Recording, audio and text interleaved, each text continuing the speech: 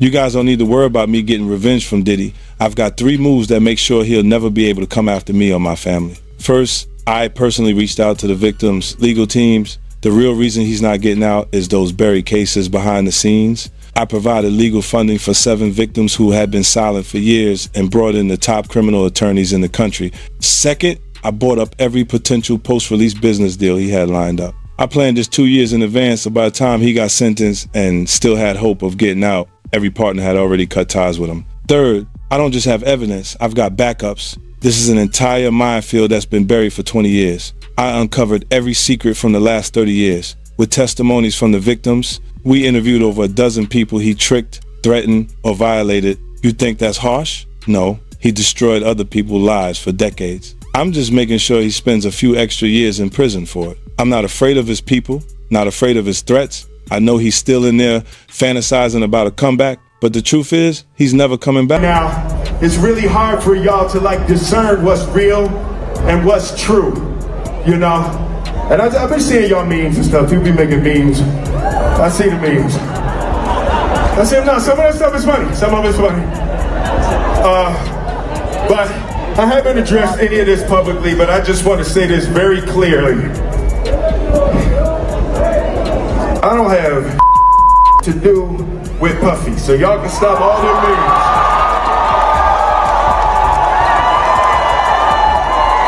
I can stop all of that.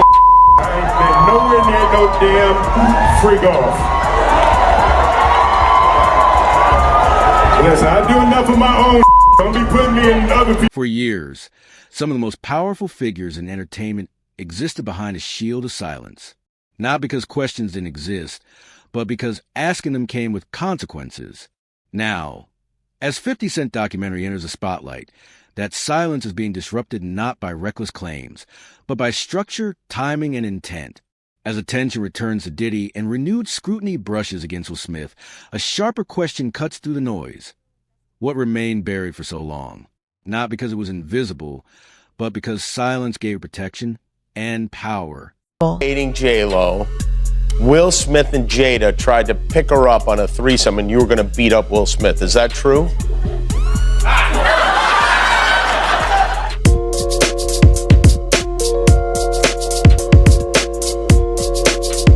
You really heard that? No. What? Yeah, I watched it on the internet. You're telling me I can't believe everything I read? What? I don't know what you're talking about.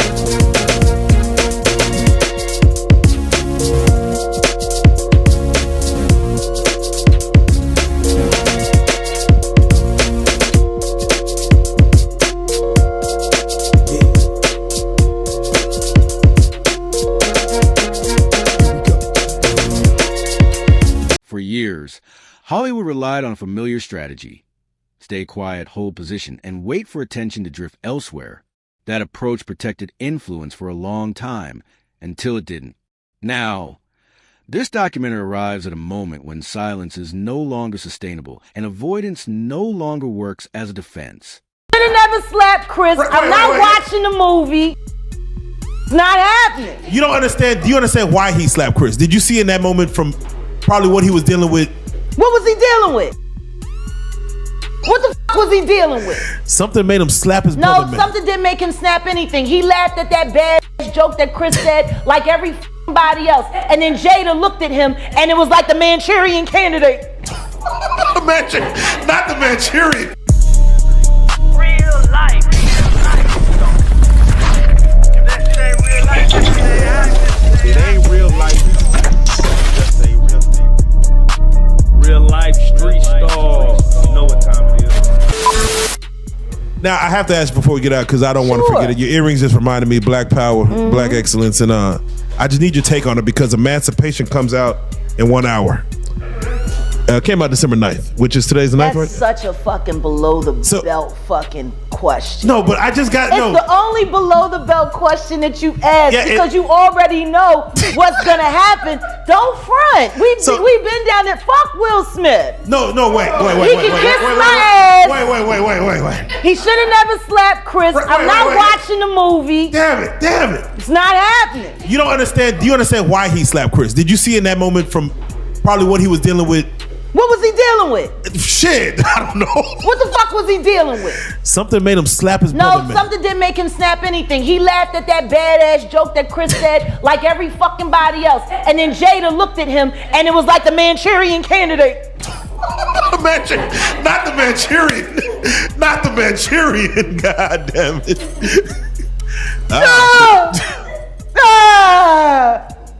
That's what the fuck happened. I thought there's a legion of women who said, I'm glad for Will fighting for his woman. Yeah, because they still want to believe that sham of a fucking marriage is real.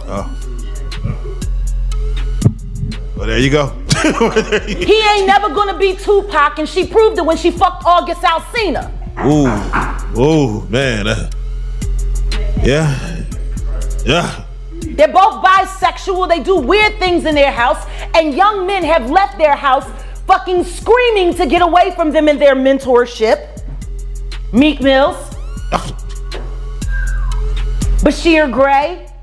By reframing the absence of comment as a narrative in itself, the focus shifts. Delay becomes less a pause and more a shield.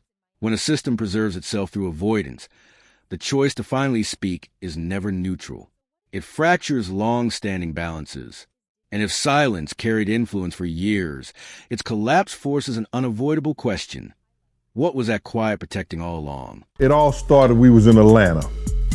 And this story starts when I'm with Puff and he's in exotic bookstores and he's doing shopping, right? He's shopping, getting his stuff and everything like that. So, you know, this is the first time I was ever in an exotic bookstore with Puff. So, you know, I'm giving him his space. He's taking things off the shelves and stuff like that because they gave him a brown paper bag. When they gave him a brown paper bag, he was just putting stuff in there. So I said, damn, you know, he got to go put it on the counter and, you know, show everybody what he's getting. So as he's going, I'm just looking at the places where he's picking stuff from. So there's one part he picked up some things from up here on my left side. And then he picked like quite a few of them down. I'm like, okay. He put them in the bag. So when I went by there and I looked up there and it said butt plugs. And I was like, hey, yo. I was messing with him. Because people don't understand, you know, we was like friends. He was a part of this. So I'm still gonna tease him. I'm still gonna mess with him and everything like that. I could do that. It wasn't just no security thing. So I say, yo, what are you getting this for? And it said butt plugs. And he was like, yo, can I do my shopping by myself? I said, yeah, you could do it by yourself, brother. And he started walking and everything like that. So when he got to, I just waited at the counter. So when he got to the counter, he didn't even have to show the guy nothing. He just gave the guy a wad of money. I mean, like he gave the guy a stack something like this. And Puff wasn't the dude that carried no 20s and no 50s and nothing like that. And I mean, like, he just said, boom. And we walked out the store. So we had to leave Atlanta and go to North Carolina for a show. You understand? And it was him, this rapper, Sarah, and this other girl. We all got on a G5 jet, and we flew to G4 jet, and we flew to North Carolina. What remained concealed was never a single incident, but a repeating pattern. Connections normalized by status. Proximity dismissed as coincidence.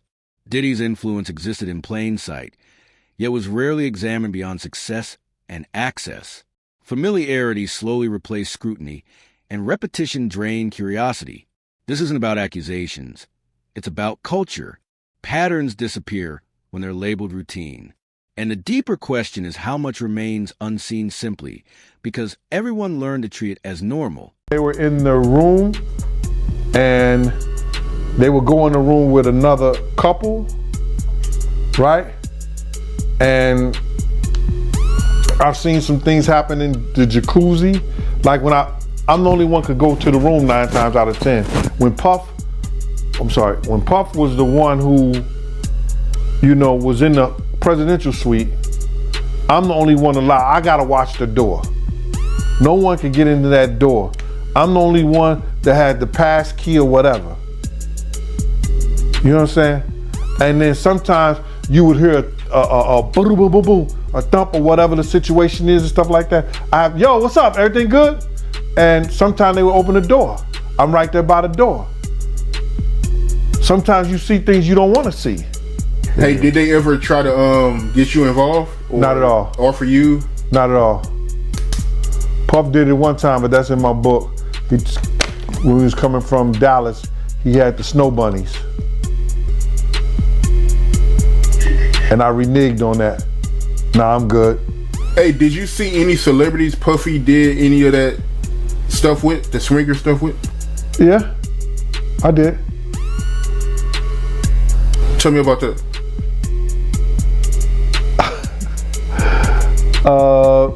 I think I told you about that. One time, him and somebody, him, Sarah, and this young girl flew from Atlanta. And they, and flying from Atlanta, we had this artist with us, right? And we were staying in the presidential suite at the hotel. And this particular artist and Puff, they told me, don't let nobody come in the room. So I said, all right, cool. So I propped my chair by the room. Power almost never operates alone. It moves through closeness. Those within its orbit gain advantages gradually, while unseen risk accumulates quietly in the background. In systems like this, distance isn't accidental, it's strategic. Movie Emancipation, how the fuck you gonna play in a movie called Emancipation and you can't emancipate yourself? Ooh. Bars. Cause you trapped in a hole. My nigga, you trapped in a hole. This bitch clowning you day after day after day after day. And once again, I hate saying these things because their children are dope. But Jaden's kind of MIA. And considering that he emancipated from their household at 16 and refused to come back even to do family interviews. You know? Yeah. Willow's just kind of, she's dope. Too much shit happened in that fucking house. Too much shit happened in that fucking house. And meanwhile, I go to jail for defending my child and these niggas don't even get a CPS fucking visit for the kind of shit they kids see. You know? There you go. So yeah, I'll watch the movie when, you know, I'll watch Emancipation when he emancipates himself from the hell that he lives in, that he tries to call marriage with that woman who still wished Tupac was alive. But enjoy the film, buy lots of popcorn. I ain't supporting shit he fucking do. He's a bad representation for black men. He is literally the epitome of a ballless man. I'm sick and tired of people making our black men look weak. I'm sick and tired of that shit because I don't know no nigga that would put up with the shit that bitch done put him through. Now you could justify staying because you ain't want to cut up the money because she would have got the child support and the alimony, but the kids is grown. So if you staying now, it's either because you being blackmailed to stay or you too lazy to go. He housebroken. That don't fit right for a Philly nigga. But he did grow up in Overbrook though. He didn't technically grow up in West Philly. That was Jazzy Jeff's life he was writing about. He lived over there, not far from where Kobe Bryant grew up. That's the other side of City Avenue. He came up Overbrook, you know, so they had big houses and he wasn't at the playground get beat up. That was Jazzy Jeff. The closer someone stands to influence, the higher the cost of early questions. When proximity offers opportunity first and consequences arrive later, the issue isn't timing, it's responsibility. Who ultimately carries the weight when the narrative finally shifts. So I'm gonna get into this Diddy documentary that's been going on, man. It's still #1 as far as I know, man. I mean, I don't know how many millions of times this thing has been streamed, but this thing it's kind of crazy how big this thing actually is, you know, because us that's been following for a really long time, you know, kind of heard a lot of the stuff, man, but people are still going crazy for it, man. So what was your first reaction when you first seen it? When I first seen it, I said, damn, they stole my whole damn idea.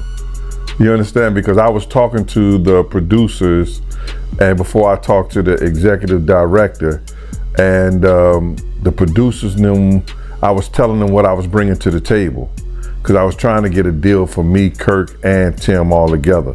Like a package deal. I wanted to try to get like $50,000 for each. Will Smith's public separation signals a shift from long-standing restraint to deliberate boundary setting. In today's media climate, a denial is more than a response. It's an indicator that the narrative has crossed a critical threshold. Calmly stated and publicly delivered, it creates distance without escalation, but timing still matters. When separation comes only after silence becomes a liability, it raises a sharper question. What does it truly cost to speak before discretion becomes expensive? So I told them what we was bringing to the table, who was going to tell the story, how they was going to tell their story. You know, I didn't know exactly what they were going to say, but I knew Tim grew up with Puff, so he can get the childhood thing. So I'm going and telling them the whole angle in which I would like for this to go. You know what I'm saying? What we was bringing to the table. I didn't know how they was going to do it, but I was saying, this is what we're going to bring to the table. Tim could start off with the childhood part of it because they grew up together. That's Tim Dog, Tim Patterson. Also, you know, he was the one who was working at Uptown. He was executive over there of A&R and all that other stuff. He went to Island Records. He used to work with over there at Arista, the whole 9 yards. Tim is the one who had the Lost Boys. If you remember the Lost Boys, yeah, you know what I'm saying. Tim was the manager of them. That was his group and everything like that. So Tim had a lot of inside and a lot of stuff to do with Puff. I had a lot of other people I could have brought to the table too. Eddie F, who taught Puff how to work the board and everything like that. Just Eddie F, Heavy D, and the boys DJ. I was gonna try to get Eddie and some other people like that. But it fell through because the lady was telling me what somebody else didn't give me or what somebody else didn't pay me, and she was being disrespectful. You know what I'm saying? I thought she was a white lady. I'm finding out she's a sister.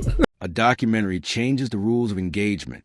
By assembling scattered moments into sequence and context, 50 Cent moves the conversation from speculation toward record. This isn't judgment, it's recalibration. It challenges why certain questions were never pursued and why others were allowed to disappear. You know, Diddy has a long list of victims. You know, I mean, you got Cassie, Kurt Burrows, Shine, Little Rod, Mark Curry. I mean, you know what I'm saying? The list goes on of all the people who he's did wrong. You know, out of all the people you've heard of, and all the stories that you heard and the stuff that you know about, you know, who do you think is like Diddy's biggest victim? Who I think Diddy's biggest victim is? Yep. The mothers. Okay. Big's mama. Wolf's mother. The people that lost their sons. They could never get that back. Especially with those are the two people that changed his life. Put him on that pedestal to be a great producer. So I believe the mothers in them that lost their sons are the biggest victims of it all. Man, that's deep, man. That's crazy, man. You know, because I mean, you know, you brought up Big and the mom, and in the documentary they even talk about Diddy not paying for the funeral, acting like he's gonna pay it, but then billing it to Biggie. What was your thoughts on that? When you seen that, were you surprised when you seen that? No, I wasn't surprised, you know, because they said that when Big died, he built the estate. He took it out of Big's his budget. You understand what I'm saying? So yep. I wonder who got the life insurance policy. It was crazy. What's up? This is Cam Capone. We got more content like this coming soon, so hit that like button, subscribe, and stay locked in to Cam Capone News. Long-form investigation disrupts an industry built on short memory. By refusing to let stories fade on schedule, it shifts the struggle away from facts alone and toward authority, who defines a lasting version of events and who no longer has the power to erase them. You say that? Well, what I said is that isn't it weird that the government was so interested in Diddy's baby oil that they took 1,000 bottles away from his house? If the government took 1,000 bottles of baby oil and somebody had things what appeared to be baby oil, and then you have to listen to the prosecutor. He said that they seized 1,000 bottles what allegedly to be baby oil. Allegedly to be baby oil. So that's telling people that it wasn't baby oil. And people think that that was baby oil, they out their mind. I don't believe it was baby oil. Yo, bro, when they went up in there, they knew what they was gonna find. They knew what was ever in that baby oil or that those bottles that appeared to be baby oil, they knew about that at first. You gotta realize 9 times out of 10, that individual that got caught at the airport, that was supposed to be their carrier, told them what they was doing and what they had. I wouldn't put him past that he told them everything. So when they went up in there, they knew they had to take whatever was out there, and that thing that appeared to be baby oil, they took that. They gotta test every last one of them. Let's see how much, let's see how many of those come back to be baby oil. Bro, listen to me. Costco don't sell that much baby oil. Where you know sell that much baby oil? Yeah, I don't know any store that sell that much baby oil. I know Costco, they came out and said that they don't even sell baby oil. My sentiments exactly. But you personally, right, what do you believe was in the baby oil? If you ever seen a massage parlor being raided and they walking out the people, do they take the massage oil with them when they go? No, they just walk out the people who... The reaction to renewed scrutiny exposes how uneven accountability truly is. Some figures face immediate consequences, while others remain insulated by reputation, legacy, or strategic alliances. The renewed focus on Diddy, alongside secondary attention on Will Smith, highlights how protection often functions as structural design rather than personal favor. This isn't about secret coordination. It's about systems. And if accountability only activates once silence stops working, a difficult question remains. Can such a system ever claim consistency? Get right into it. Diddy, he got indicted. You called it, man. A few weeks ago, you was on the platform and you said that he was going to get arrested in September. Yeah, man. Anybody who in law enforcement or people know the law, when Homeland Security ran up into his house, people will tell you, or people knew that it was just a matter of time that they was going to indict him and bring him in to see the judge, bro. It was just a matter of time. I just figured out with the grand jury and their different sessions and stuff like that, and then what one of the witnesses told me, I just figured it out that it was going to be around September that they were going to bring him in, bro. It's people might not understand. It's difficult when you see a brother that has so much promise become an icon as far as in the music business and stuff that he did, to turn around and just tear his whole life down. But it's all because of his mentors and the people that trained him and taught him the music business. You know, it's all about the people who trained and taught him the music business, because Puff wasn't he wasn't born a monster. You know what I'm saying? He was made into a monster, brother. Do you understand what I'm saying? He was made into a monster from the stuff that happened to him, the things that he had to do. You understand? The things that he had to do to become who he is. You know what I'm saying? You know, it's like this, brother. You never like something so much that you can't do without, and you never be willing to do anything to get where you want to be at. You gotta have principles, you gotta have morals, you gotta keep with that stuff.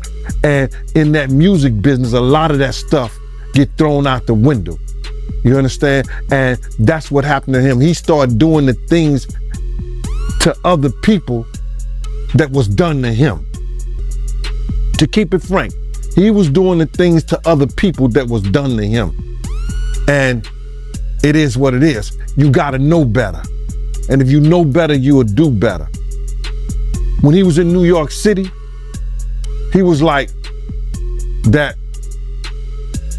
gecko from the Geico commercial.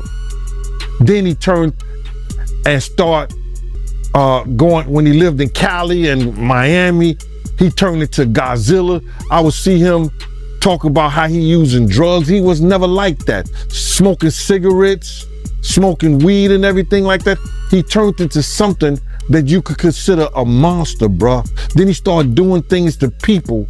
You understand that? Silence is rarely accidental. It's rewarded. Careers advance through access, alignment, and stability, while dissent risks isolation and loss. This documentary examines how quiet becomes a form of currency, exchanged for opportunity, and guarded by fear of disruption. When speaking costs more than staying still, restraint becomes logical. And if honesty threatens survival within the system, the final question is unavoidable. How transparent was that system ever meant to be?